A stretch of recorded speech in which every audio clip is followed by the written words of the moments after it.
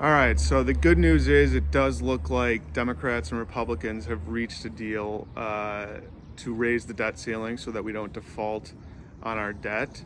I don't think anybody wanted to see that except for the former president, who said he wanted to see that in order to crash the American economy so he could hopefully come back to power.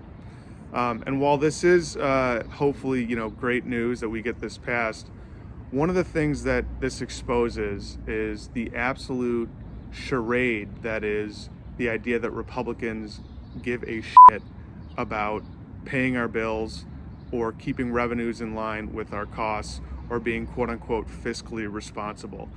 What we've seen from this hopeful deal to raise the debt ceiling is that Republicans care more about cutting the IRS than anything. And the IRS yields us over 12 times as much as each dollar spent on the IRS we get back.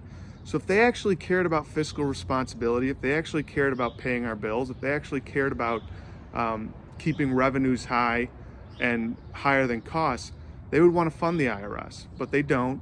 What they care about is cutting IRS funding so that their corporate donors can get around tax loopholes and continue this tax dodging scheme of the super rich. And so while it's great that we're hopefully have arrived at this deal, it just goes to show that Republicans have never cared about fiscal responsibility. And frankly, they don't care about this country. It's all just a lie. It's all for their donors.